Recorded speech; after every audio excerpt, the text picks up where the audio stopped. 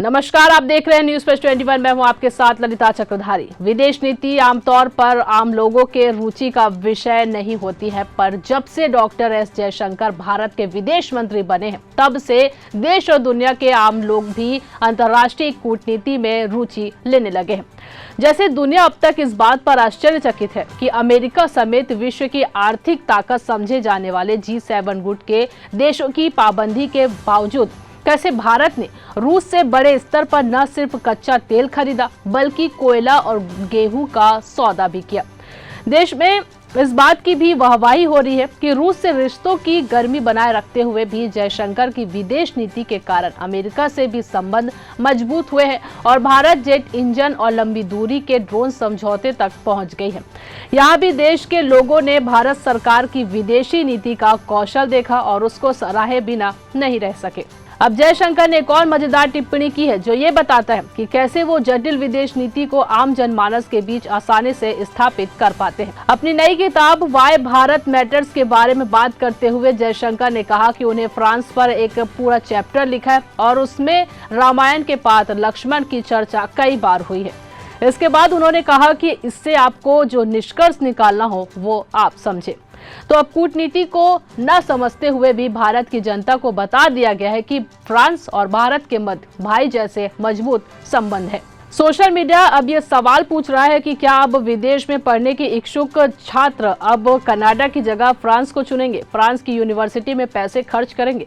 मालूम हो कि हाल के महीनों में भारत और कनाडा के बीच संबंध काफी खराब हुए हैं और वहां पढ़ाई के लिए जाने वाले भारतीय छात्रों में काफी कमी देखी जा रही है। I have a section on France in the book, and I have many references to Lakshman. So you figure that one out. If there is today an Apple production in India, if we are able to deploy our own 5G stack, if we are able to go to the moon in manner in which we did, if we could actually produce vaccines with the kind of accuracy, integrity on that mass scale which we did, I think all these are symptomatic of what is happening. But to me the big opportunity, apart from getting into supply chains and into digital flows, is actually the global workplace. I think there's a big global workplace out there.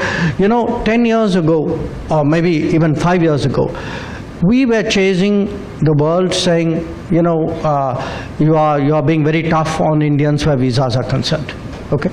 Today, actually, there are a range of countries which are pursuing us, saying, let's figure out a way of workplace mobility. And if I were to say, even the last 2 or 3 years, we've signed agreements with Germany, Italy, Portugal. That's a permanent agenda point in your travels, mobility agreement. I've noticed it. Other than in your my, travels. Now, the last 10 years where I have largely served in the government have been truly transformational, and I bring out in a kind of a descriptive account what those transformations have been.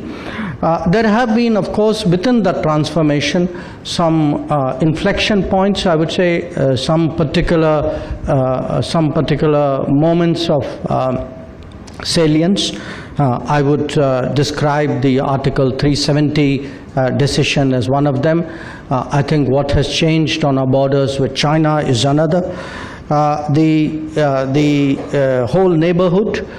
In fact, I tried to explain that there's really a new construct of foreign policy that has come into making. And of course, since I am in politics, and many of you certainly follow politics, we also are experiencing in many ways the attacks from beyond our borders, which are often ideological and agenda driven. ये खबर आपके लिए लिखी थी हमारे साथी दुर्गेश दुबे ने। आप इस खबर को लेकर क्या सोचते हैं, आप इस बारे में क्या सोचते हैं, हमें कमेंट करके जरूर बताइए। लगातार खबरों से अपडेट रहने के लिए, तमाम जानकारियों के लिए बने रहिए न्यूज़ प्लस 21 पर। आपके हक की बात।